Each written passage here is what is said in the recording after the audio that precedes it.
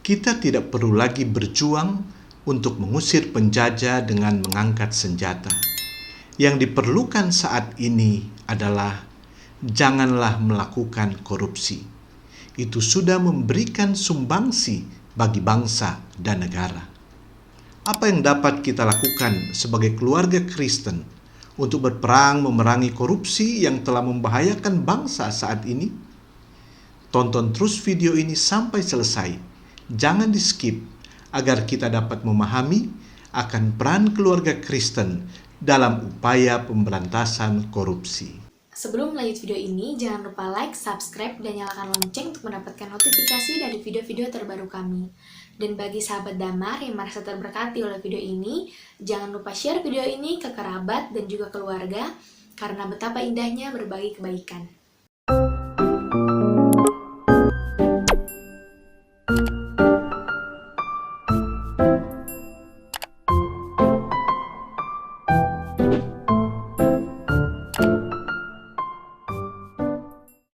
Shalom Aleichem, senang bisa menjumpai sahabat keluarga Damar.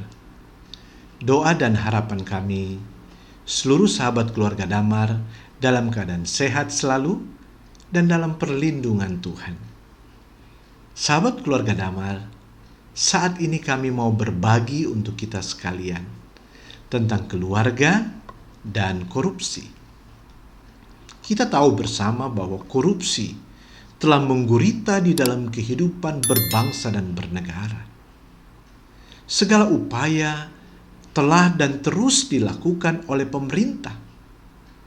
Bahkan sejak masa reformasi, pemerintah telah mengupayakan untuk pemberantasan korupsi dengan mendirikan lembaga anti rasuah atau yang kita kenal dengan KPK pada tahun 2003. Kalau kita menghitung sampai saat ini, KPK sudah berdiri 18 tahun. Sebenarnya usia yang sudah cukup baik untuk kita bisa melihat bahwa bangsa kita akan lebih baik, akan lebih sejahtera. Karena korupsi sudah semakin berkurang, karena pejabat masyarakatnya sudah belajar betapa kejamnya korupsi itu sendiri. Tetapi apa mau dikata? Kalau kita melihat saat ini, apalagi beberapa hari yang lalu, pernyataan disampaikan oleh Menko Polhukam, Bapak Mahfud MD yang sangat meresahkan saya. Beliau mengatakan bahwa korupsi saat ini jauh lebih buruk dibandingkan dengan korupsi pada masa Orde Baru. Kenyataannya sekarang ini saja, sekarang nih hari ini. Korupsi itu jauh lebih gila dari zaman Orde Baru. Saya tidak akan semakin besar atau apa jumlahnya, meluas. Sahabat keluarga Damar, seharusnya tingkat pendidikan lebih baik akan melahirkan keadaan atau kehidupan kita semakin baik. Sebab tujuan dari pendidikan itu adalah membuat seseorang menjadi lebih baik, lebih mawas diri. Dia tahu membedakan mana yang baik, mana yang buruk, dan dia akan melakukan sesuatu yang bermanfaat. Bukan hanya untuk dirinya sendiri, bukan hanya untuk kelompok, tapi untuk bangsa dan negara. Inilah yang menjadi satu PR bagi kita bersama. Mengapa hal ini terjadi? Kita tahu bersama bahwa akibat dari korupsi itu membuat masyarakat dan bangsa ini menjadi sengsara. Bahkan yang lebih sengsara adalah masyarakat kecil, di mana mereka berupaya untuk tetap bertahan hidup. Sementara di sisi lain, orang-orang yang terpelajar, yang terhormat, yang memiliki tingkat ekonomi yang sangat baik, justru mereka lah dengan kesadaran mereka melakukan tindakan korupsi. Sahabat keluarga Damar, apa yang menjadi faktor seseorang melakukan tindakan korupsi? Memang ada banyak faktor orang melakukan tindakan korupsi. Baik itu faktor eksternal, faktor luar, atau faktor internal, faktor dari dalam. Tetapi apapun faktor-faktor itu, bagi saya, tindakan korupsi dilakukan karena keserakahan manusia. Sekali lagi, karena keserakahan manusia. Manusia tidak puas dengan apa yang ia miliki. Inilah yang menjadi sumber dari tindakan korupsi yang dilakukan. Selama manusia masih serakah dan terus serakah, dia tidak akan pernah puas dengan apa yang dia miliki. Dan dia akan melakukan dengan sadar tindakan korupsi itu sendiri. Yang perlu menjadi pertanyaan bagi kita, sahabat keluarga Damar, apakah para koruptor tidak ada anak-anak Tuhan di dalamnya? Ternyata ada juga. Kita bisa saksikan di televisi maupun di media elektronik. Ada anak-anak Tuhan yang melakukan tindakan korupsi itu sendiri. Bagi kita ini suatu hal yang menjadi kesedihan. Mengapa? Karena jelas kita hidup, setiap anak-anak Tuhan, kita hidup di tengah-tengah dunia ini bukan karena kita hebat atau karena kita mau kita hidup. Tetapi ada tujuan Tuhan mengizinkan saudara dan saya hidup. Kita hidup untuk menjadi berkat.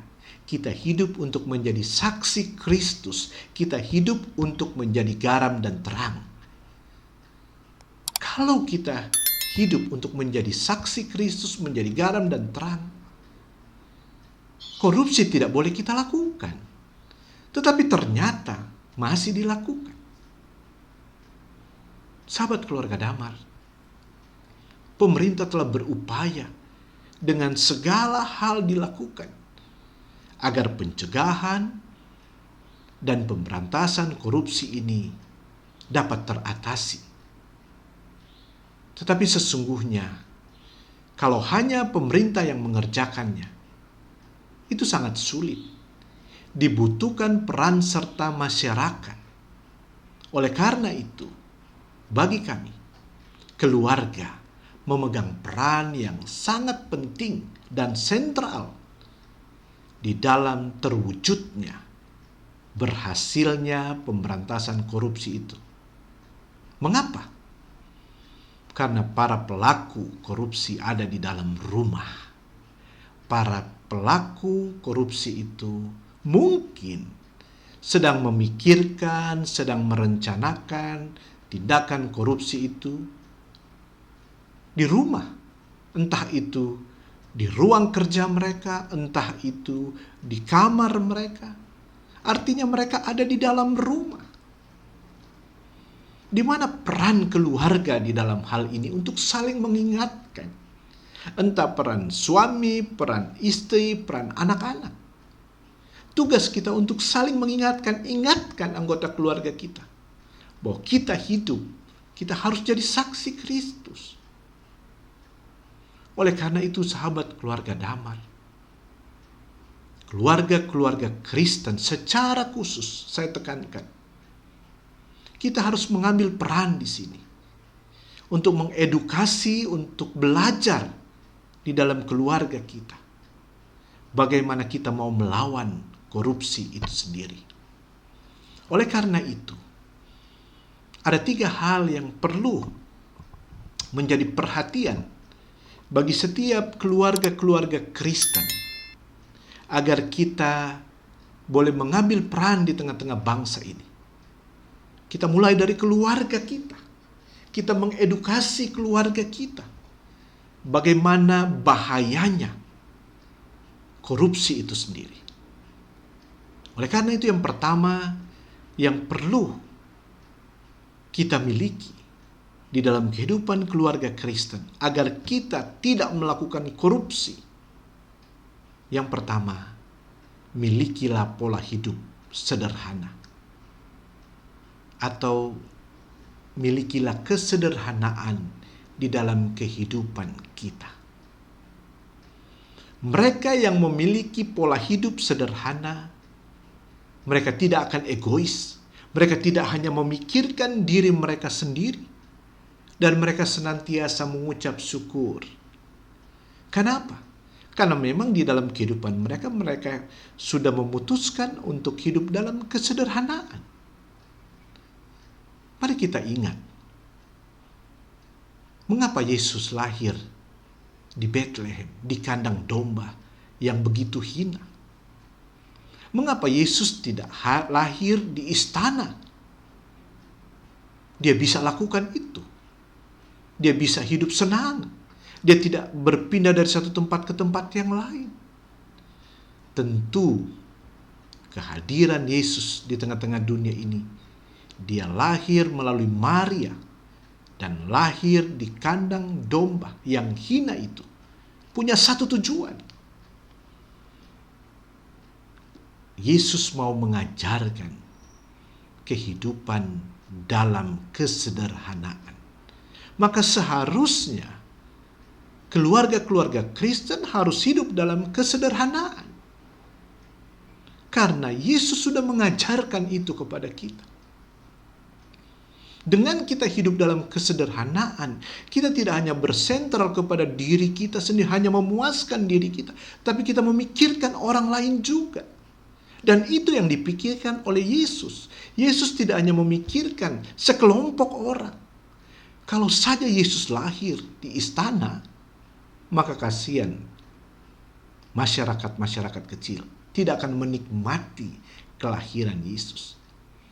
Maka kehadiran keluarga-keluarga Kristen di tengah-tengah dunia ini, kalau kita katakan bahwa kita adalah saksi Kristus, kita murid Kristus, kita pengikut Kristus, maka hiduplah dalam kesederhanaan. Dengan kita hidup dalam kesederhanaan, kita mau berbagi dengan orang lain. Saya begitu salut waktu saya membaca satu artikel tentang seorang artis. Dia katakan demikian, saya bisa membeli tas yang ratusan juta, tapi saya tidak memilih untuk melakukan itu. Sebab saya melihat dan saya mempertimbangkan banyak hal. Di saat saya memakai tas yang ratusan juta, sementara orang-orang di sekitar saya begitu mengalami banyak kesusahan, itu artinya saya tidak adil di dalam hidup ini. Sahabat keluarga damai, apabila kita memiliki cara berpikir seperti ini, inilah yang Tuhan inginkan. Dan saya percaya kita tidak akan tergoda untuk melakukan korupsi. Karena apa? Karena kita mau hidup sederhana. Memang hak kita untuk menentukan, saya punya uang, saya bisa beli apa saja. Betul. Tetapi marilah kita kembali melihat hakikat hidup kita. Kehidupan anak-anak Tuhan, kehidupan keluarga Kristen, bukanlah kehidupan yang hanya memikirkan keinginannya sendiri, tetapi dia juga dipanggil untuk melihat lingkungannya. Oleh karena itu, hal yang pertama ini sangat penting. Dengan kita memiliki pola hidup yang sederhana, kita tidak egois, dan kita belajar untuk mengucap syukur. Apa yang ada kita bersyukur. Kita akan nikmati apa yang ada. Kita tidak akan memikirkan apa yang tidak ada, sehingga tidak ada pikiran-pikiran yang tidak baik. Sebab ada juga korupsi terjadi yang saya dengar karena desakan dari keluarga, desakan dari istri, desakan dari anak-anak tentang kebutuhan. Padahal mereka sudah punya mobil misalnya, tapi mereka masih menginginkan mobil yang lebih mahal lagi. Karena sekali lagi tuntutan keluarga. Karena apa? Karena tidak mau hidup dalam kesederhanaan.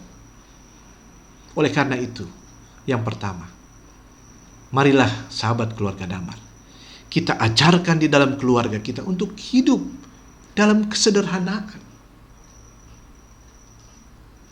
Yang kedua, marilah kita menanamkan nilai-nilai kejujuran. Nilai-nilai yang diajarkan oleh firman Tuhan. Secara khusus tentang kejujuran itu kita ajarkan di rumah kita. Jujur di dalam berpikir, jujur di dalam bertindak, jujur di dalam berkata. Itu kita harus ajarkan. Jujur yang bukan milik kita jangan kita ambil. Berikan kepada Tuhan yang milik Tuhan, jangan kita ambil misalnya. Itu harus kita mulai dari rumah kita. Kalau kita sudah tidak jujur, mulai dari hal-hal yang kecil, kita sudah tidak jujur dengan Tuhan, maka kita tidak akan mungkin bisa jujur dalam kehidupan kita. Ini sangat penting, sahabat keluarga damai. Nilai-nilai firman Tuhan yang sudah diajarkan, itu harus kita hidupi. Makanya, dengan kita membaca 10 perintah Tuhan setiap hari, itu akan menolong kita, mengingatkan kita. Ada poin-poin kalau bicara tentang korupsi, yaitu tentang jangan mencuri, jangan mengini kepunyaan atau milik orang lain. Itu kan sudah mengingatkan kita. Sehingga kalau bukan milik kita, jangan kita ambil. Bawa pulang yang menjadi milik kita. Kasih makan sesuatu yang memang jadi hak kita. Sehingga itu menjadi berkat bagi keluarga kita. Sahabat keluarga damar, bisa dicek. Tidak ada satupun orang yang bisa mengalami hidup baik dan bahagia dengan dia menikmati yang bukan milik dia. Tidak ada satupun. Justru yang ada adalah penderitaan. Oleh karena itu, marilah kita tanamkan nilai-nilai kejujuran. Baik kita sebagai orang tua, maupun kita tanamkan itu kepada anak-anak kita. Dengan kita menanamkan nilai-nilai kejujuran dan kita menghidupinya, maka saya percaya kita mampu memberikan dampak yang sangat baik bagi bangsa kita dalam hal korupsi. Banyak hal kita bisa percakapkan, tapi paling tidak hal yang kedua ini, mari terus kita edukasi, kita ajarkan, kita hidupi dalam keluarga kita. Yang terakhir, mari kita memiliki sesuatu yang sangat penting di dalam kita mengajarkan keluarga kita tentang korupsi itu sendiri. Yang ketiga, marilah kita sebagai orang tua, kita menjadi role model di dalam kehidupan keluarga kita. Bagaimana kita memberikan contoh kepada anak-anak kita. Mengapa saya taruh ini hal yang ketiga? Apakah ini tidak penting? Justru bagi saya ini sangat penting. Sebab kalau kita orang tua tidak menjadi contoh, maka yang kedua dan ketiga itu tidak akan berhasil. Menjadi role model bagi keluarga kita sangat penting. Di mana anak-anak kita melihat bahwa orang tuanya memberikan contoh bagaimana hidup dalam kesederhanaan, bagaimana memiliki kejujuran di dalam kehidupan. Sehingga keluarga kita sudah tertanam. Mereka tidak akan pernah mengambil bagian yang bukan bagian mereka. Mereka akan belajar untuk bersyukur. Mereka tidak akan egois di dalam hidup ini. Dan dengan kita menghidupi ketiga hal ini, saya percaya setiap keluarga-keluarga Kristen akan mampu memberikan dampak bagi bangsa ini berkenaan dengan korupsi. Biarlah apa yang kami sampaikan ini boleh menjadi berkat bagi seluruh sahabat keluarga Damar. Tuhan Yesus memberkati kita sekalian.